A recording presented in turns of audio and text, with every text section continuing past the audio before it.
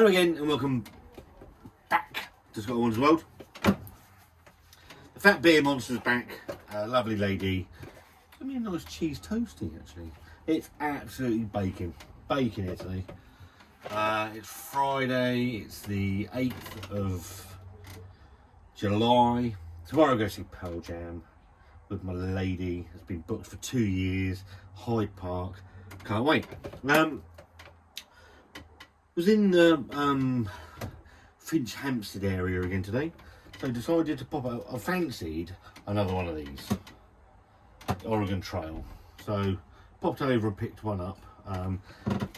As a West Coast IPA goes, for me it's a fucking stormer. It's no doom bar, as someone put, but yeah, absolute blinder. Still got a little bit left. Just finish that off. But whilst I was there, looking in their fridge, I spotted another one and thought it looked a little bit different. Again from Elusive Brewing, so up in Finch Hampstead,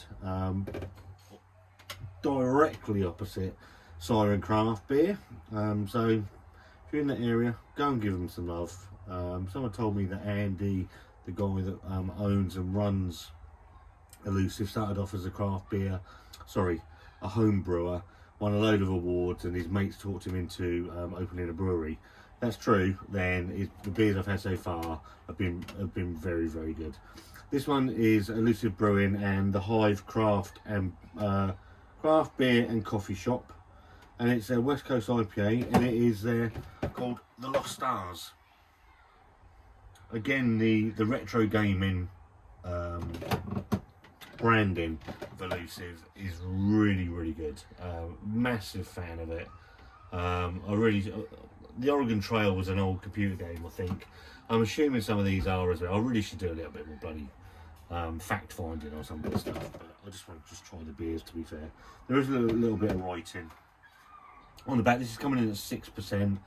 The two beers came to about a tenner. That was £4.65, I think, the Oregon Trail. This was about £5.50. All reasonable, to be fair. Elusive Brewing creates beers with an eye on tradition and the other one on taking things to the next level. Insert coin to play. I do like that. I do like the that little bit. Obviously they got the Donkey Kong barrel there as well. We teamed up with our friends from the Hive in Crowthorne. I'm assuming that's near them.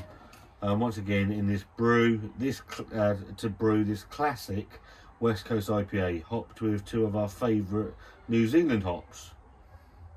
Interesting. Nelson Sauvin and Rawaka. This beer pours clean, golden, with flavours of elderflower, gooseberry, passion fruit, and lemon, with a clean, bitter. I'm assuming it's missed the word finish off. That's fine. Serve in your favourite glass straight from the fridge. So, using Nelson and Rawaka for a West Coast. Interesting. So, a bit different flavours than you would usually. It's sort of jammy, pithy, orange, sort of marmalade-y flavours from a West Coast IPA. And they're going down elderflower, gooseberry, and passion fruit. Interesting. As long as it's got that bitterness, I just want something bitter. A bit like me, a bitter man. I'm surprised she's not quite dark inside here. It's like I can hear her in there. You're not a bitter man. So it's not what I would call a traditional West Coast with those flavours in there. That's a traditional. That's the Oregon Trail. I've just missed my mouth. So that's lovely. It's bitter up front. You get that pithiness, the pine resin. That's not saying anything about the resinous pine either. Anyway, on the eye, looks good. Nice amber colour. Plenty of carbonation. This is a non-nucleated glass, but there's plenty of carbonation rolling up in there. It's okay. Let's go for the nose. Trouble with this one, you can't actually swirl it around too much.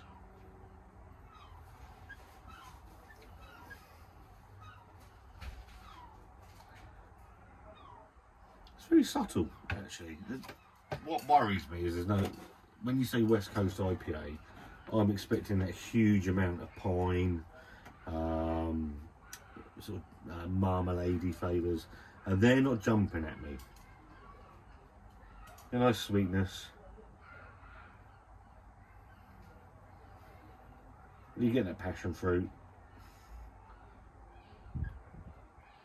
You get sort of that grapey, white grapey aroma. Some citrus. It doesn't smell like a traditional West Coast IPA, but it does smell okay. Anyway, doesn't matter what it fucking smells like, does it? What does it taste like?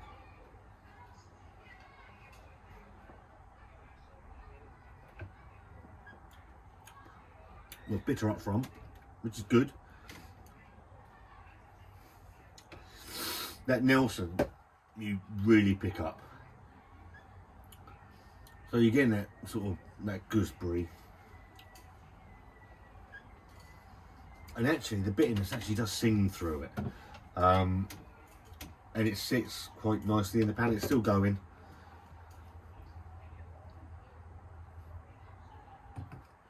You pick that citrus up. It's not the pithy citrus that you'd normally pick up in a West Coast IPA, but it's there.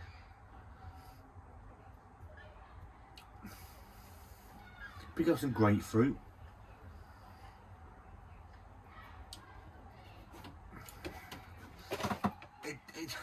It's a bit of a confusing one, actually.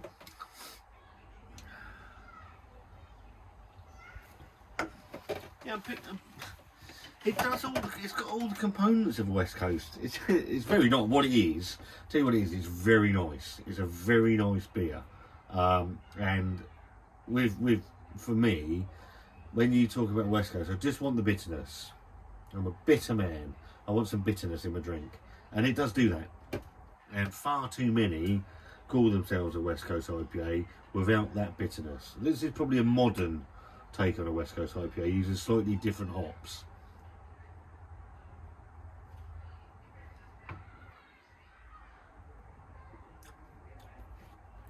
You pick up that gooseberry, sort of white grape flavours, the grapey flavours to it.